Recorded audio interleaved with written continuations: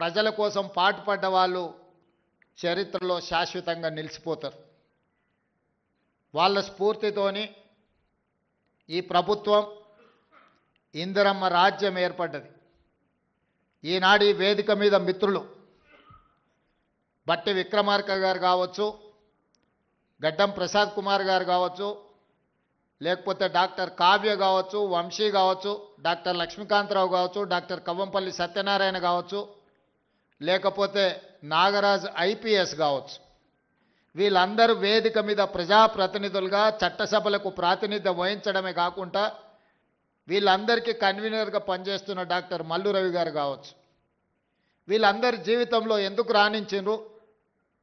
ఈరోజు చిన్న వయసులోనే వంశీ ఎంపీ కావడము, కావ్య డాక్టర్గా రాణించడమే కాకుండా ఈరోజు పార్లమెంట్ సభ్యురాలుగా ప్రాతినిధ్యం వహిస్తున్నదంటే దీనికి ప్రధానమైన కారణం ఈ దేశానికి స్వతంత్రం ఇప్పించిన కాంగ్రెస్ పార్టీ, పండిత్ జవహర్లాల్ నెహ్రూ గారు మొట్టమొదటి ప్రధానమంత్రిగా ఈ దేశ ప్రజలు పరిపాలన చేసుకోవడానికి అవసరమైన రాజ్యాంగాన్ని రచించుకోవడానికి డాక్టర్ బాబాసాహెబ్ అంబేద్కర్ గారి నాయకత్వంలో ఈ రాజ్యాంగాన్ని దేశానికి అందించడం జరిగింది.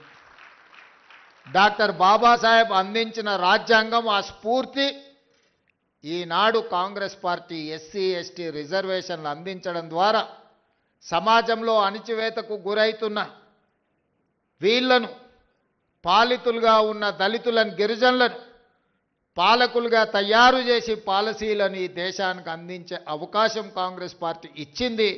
అందుకే వీళ్ళు చదువుకొని విద్యలో, ఉద్యోగాలలో, వృత్తి నైపుణ్యంలో కాంగ్రెస్ పార్టీ అందించిన రిజర్వేషన్లను అందిపుచ్చుకొని డాక్టర్లుగా, ఐపీఎస్లుగా, ప్రజాప్రతినిధులుగా ఈరోజు ఈ సమాజంలో రాణించి ఈరోజు ఈ వేదిక మీద నిలబడి మీకు ఆదర్శంగా మీ ముందు నించున్నారు.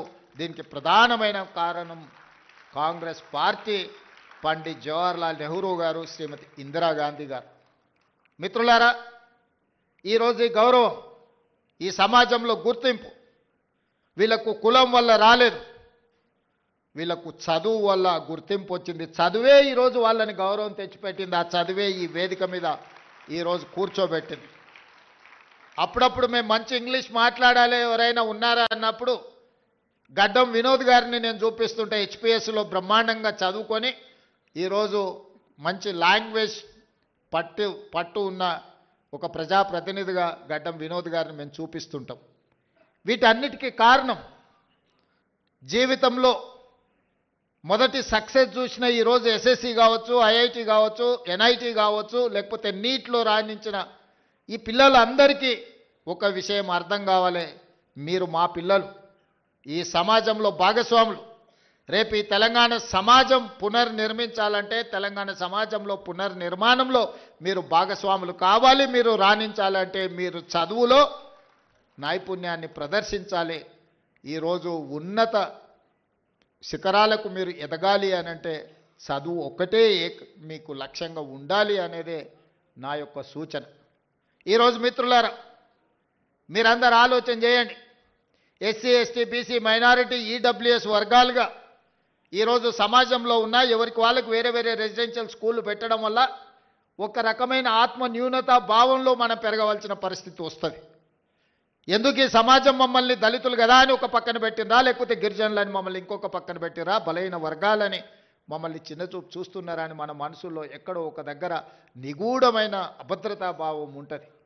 వీటిని తొలగించాలి అనంటే మనం అందరం కలిసి చదువుకోవాలి, కలిసి పెరగాలి, కలిసి జీవితాన్ని పంచుకోవాలి. అప్పుడే ఈ ఆత్మన్యూనతా భావం పోతుంది. ఈ సమాజ నిర్మాణంలో మీరు భాగస్వాములు అవుతారు అని ఆలోచన చేసి ఈరోజు రాష్ట్ర ప్రభుత్వం young India integrated residential schools అనే ఒక విధానాన్ని తీసుకొచ్చి ఈ దేశానికి ఆదర్శంగా ఉండే విధంగా 25 ఎకరాలలో ఒక కార్పొరేట్ కాలేజీలతో పోటీ పడే విధంగా ఈచ్ స్కూల్కి 200 కోట్ల రూపాయలు కేటాయించి ఈరోజు మీకు ఒక ఇంటర్నేషనల్ స్టాండర్డ్స్ ఎడ్యుకేషన్ని, not only infrastructure, educational qualification కూడా, అక్కడ ఉండే క్వాలిటీ కూడా పెంచాలి అని ఒక లక్ష్యంతో ఈరోజు మేము పనిచేస్తున్నాం. ఈరోజు చాలామంది విమర్శిస్తున్నారు. ఇవాళనే ఒక పత్రికలో చూసిన, ఈ SC ST BC minority EWS పిల్లలకు 200 కోట్ల రూపాయలు పెట్టి 100 అంటే దాదాపుగా 25,000 కోట్ల రూపాయలు ఖర్చు పెట్టి కట్టాల్సిన అవసరం ఉందా అని ఒక పత్రిక రాసింది, ఒక రాజకీయ పార్టీకి సంబంధించిన పత్రిక. కరెక్టే మీ విధానంలో, ఎందుకంటే మీరు అధికారంలో ఉన్నప్పుడు బర్రెలు గొర్రెలు చేపలు చెప్పులు కుట్టుకోండి అనే స్కీములు మీరు తీసుకొచ్చిండ్రు. ఆనాడు బడుగు బలైన దళిత గిరిజన మైనారిటీ వర్గాలు ఏం చేయాలంటే దళితులు చెప్పులు కుట్టుకోవాలి, బలహీన వర్గాలు చేపలు పట్టుకోవాలి, ట్రైబల్స్ పందులు పెంచుకోవాలని గత ప్రభుత్వంలో స్కీములు వచ్చినాయి. మీరు అందరూ చూడండి, గత 10 సంవత్సరాలలో ఏం చెప్పారు? బర్రెలు గొర్రెలు ఇస్తాం, చేపలు ఇస్తాం, చెప్పులు కుట్టుకోండి, మీకు స్కీములు ఇస్తామని చెప్పిండ్రు తప్ప మీకు చదువు చెప్తాం, మీకు రాజ్యాధికారం ఇస్తాం, మీ రాజ్యం నిర్మాణంలో మిమ్మల్ని భాగస్వాములను చేస్తామని చెప్పలేదు. మీ చదువుకున్న నిరుద్యోగ యువకులకు పీజీలు పిహెచ్డీలు చదివి ఇలా చాలామంది పేదోళ్ళు, నేను గ్రామీణ ప్రాంతం నుంచి వచ్చిన గ్రామీణ పరిస్థితులు ఎట్లుంటాయో క్షుణ్ణంగా అవగాహన ఉన్నవాడిగా చెప్తున్నా. ప్రపంచంలో ఏ మూల ఏ క్షణం ఏం జరుగుతుందో వేగంగా తెలుసుకోవడానికి తొలి వెలుగు వాట్సాప్ ఛానల్ని ఫాలో చేయండి.